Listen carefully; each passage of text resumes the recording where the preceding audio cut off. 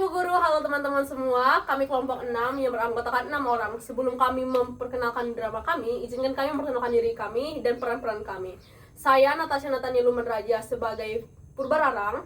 Saya Sarah Eklesia Ruman Raja sebagai Purbasari. Saya Theo Gasenipar sebagai Dukun. Saya Rocky Nenggolan sebagai Lutung. Saya Rivaldi Manurung sebagai Raja.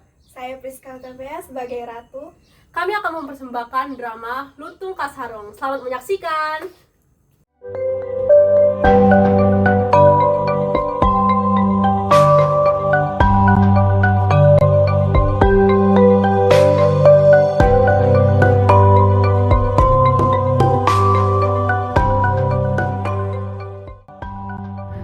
Cerita bermula dari sebuah kerajaan di Jawa Barat.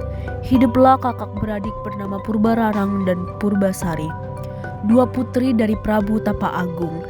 Namun keduanya memiliki sifat yang berbeda meski bersaudara, yang dimana Prabu sudah mengetahui sifat kedua anaknya, yang dimana pada saat Prabu Tapa sudah mulai tua, ia bingung antara memilih kakak yaitu Purbararang atau adiknya yang bernama Purbasari.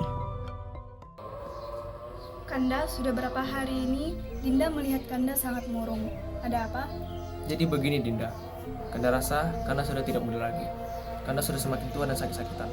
Kanda rasa Kanda tidak bisa lagi memimpin kerajaan pasir dan batu. Kanda rasa Kanda harus turun tahta. Dinda juga memikirkan seperti itu. Tapi Dinda sangat bingung harus memilih Purbasari atau Purbararang. Di saat Prabu Tapa Agung mendiskusikan dengan istrinya, mereka sangat bingung. Sedangkan Purbararang menjadi sangat sombong bahwa ia yakin ia layak menguasai kerajaan ini dengan baik. Sedangkan Purbasari hanya diam dan menunggu hasil keputusan orang tua mereka berdua.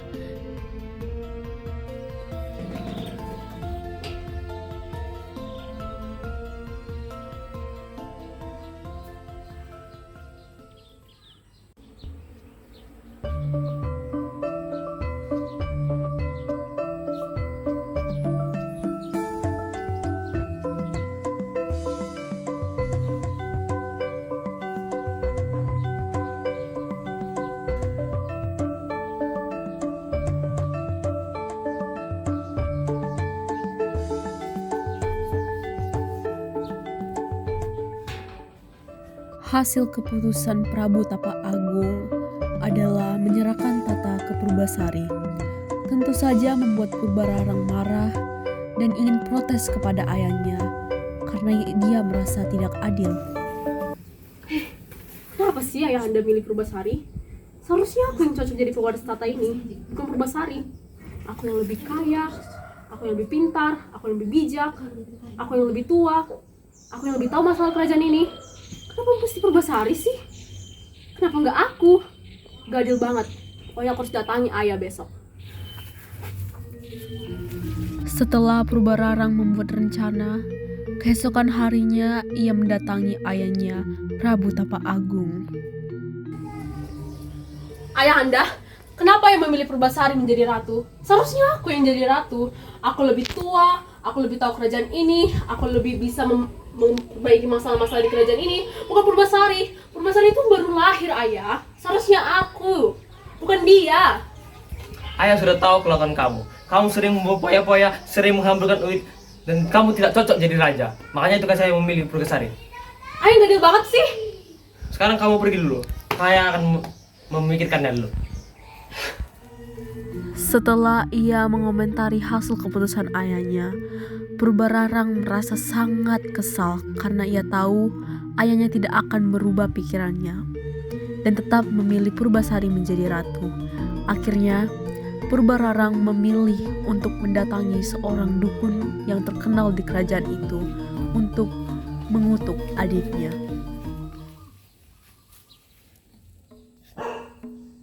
Ada keperluan apa atas kedatangan ke sini, Purbararang? Aku pengen kau membuat kamu mengutuk adikku. Tunggu. Aku menyiapkan sesuatu yang cocok untuk kau berikan ke Purbararang. Mana itu? Coba.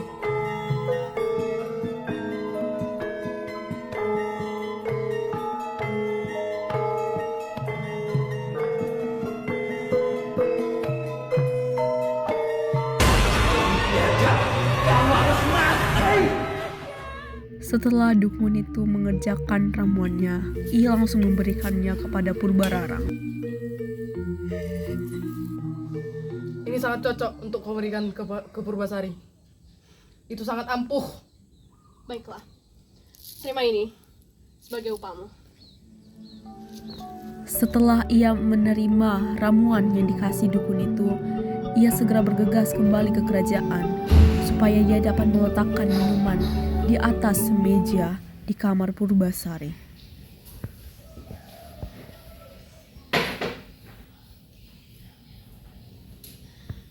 Oh, Purbasari, kakak sedang membuat minuman untuk kamu. Minum aja. Oh, makasih ya, Kak. Oke. Selesai itu kamu tidur ya. Baik, Kak.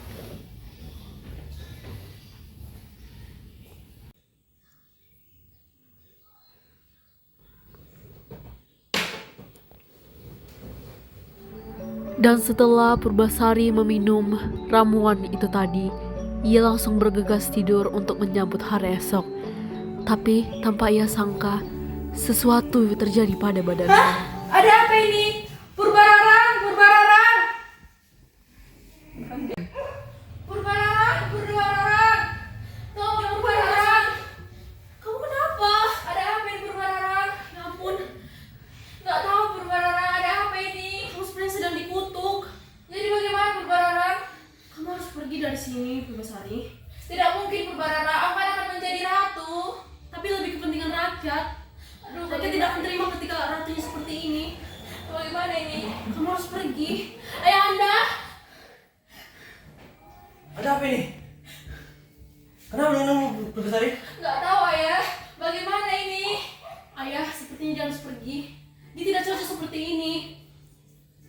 Aku sangat kecewa sama Purbasari. Ayah. Purbasari pergi dengan tangisan. Ia takut rakyatnya kecewa melihat dia, jadi ia pergi ke hutan untuk menenangkan diri dan berniat akan tinggal di hutan selamanya.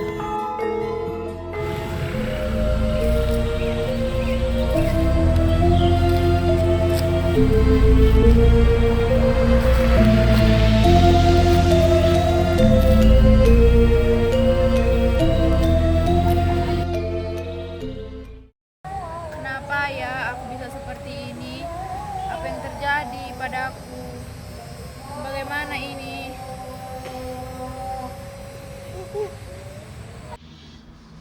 Purbasari mengira bahwa dia adalah orang yang akan tinggal di hutan dengan sendirian. Tetapi ia tidak tahu bahwa ada seorang lutung yang datang menghampirinya.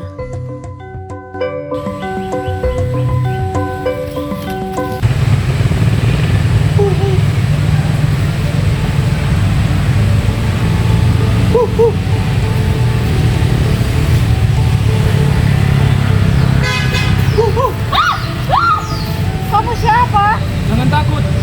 Aku tidak akan menyakitimu. Kamu bisa berbicara? Iya, sebenarnya aku ini adalah seorang pangeran. Namun karena kesalahanku, aku dikutuk untuk berjalan seperti monyet. Baiklah, aku akan memberikan namamu Lutung Kasarung. Lutung yang artinya monyet dan Kasarung yang artinya kesasar. Jadi namamu siapa? Nama saya Purbasari. Dari pertemuan mereka yang singkat itu, Purbasari dan seorang lutung pun menjadi seorang teman. Lutung tadi menjadi sosok penolong bagi Purbasari karena ia tahu ia tidak bisa hidup sendiri tanpa seorang kawan. Lutung tadi mengajak Purbasari berjalan-jalan menelusuri hutan, melihatkan sisi-sisi hutan yang sangat indah, dan mereka saling mencurhatkan isi hati mereka terhadap apa yang mereka terima dalam hidup mereka. Lutung, kau mau ngapain ke sini? Aku mau berdoa untuk kesembuhanmu, Tuan Putri. Oh,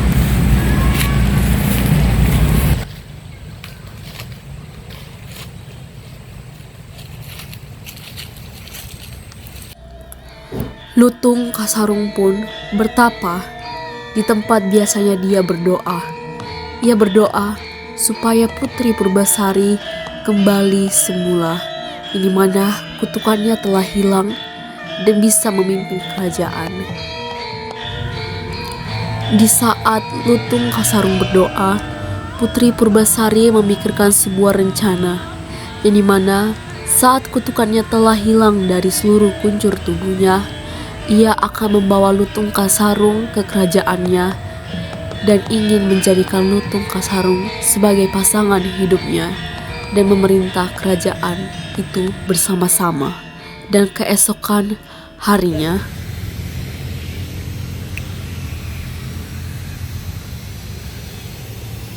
Lutung, Lutung. Lutung. Ada apa Tuan Putri?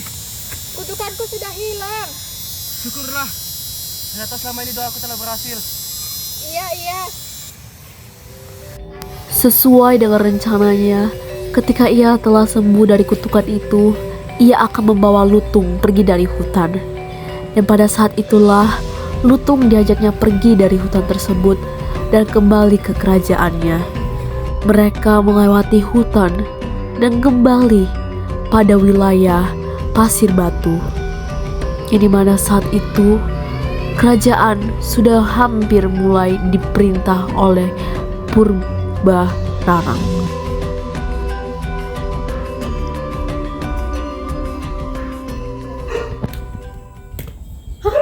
Purbasari, kamu telah sembuh dari kutukanmu. Emang kamu telah sembuh dari kutukanmu, tapi kamu tidak pantas mengelola kerajaan ini. Lihatlah, pasti aku yang akan dipuja rakyat, bukan kamu. Oke, sebelum kamu mengelola ini, aku punya beberapa syarat. Yang pertama, rambut siapa yang paling hitam? Lihatlah Purbararang, rambutku lah yang paling hitam daripada rambutmu. Baiklah, syarat pertama, aku menerima kekalahan dan kau menang. Syarat kedua, siapa yang paling pintar mengelola kerajaan ini? Yang paling pintar mengelola keuangannya, pastilah aku, bukan kamu. Purbararang, apakah tidak sadar? Ayahanda tidak memilihmu karena apa? Karena engkau tidak tahu mengelola keuangan. Engkau berfoya-foya. Dan siapa ini? Suamimu seorang lutung. Tidak pantas menjadi ratu. Di saat Purbararang pergi, ada sebuah keajaiban terjadi pada tubuh Lutung, yang dimana Lutung tadi yang berjalan seperti kera kembali berjalan seperti manusia yang memiliki postur badan seperti manusia juga. Lutung yang tadi sudah berubah jadi manusia. Berarti harus aku yang pergi dari kerajaan ini. Tidak perlu, Kak. Tidak perlu. Kita sama-sama hidup di kerajaan ini. Maafkan aku, adikku. Tidak usah, Kak. Tidak usah. Terima kasih. Mereka dua kembali bersama menjadi kakak adik yang adil. Dan di saat itulah Purbasari diangkat menjadi ratu dan Lutung tadi sebagai raja di kerajaan Pasir Batu.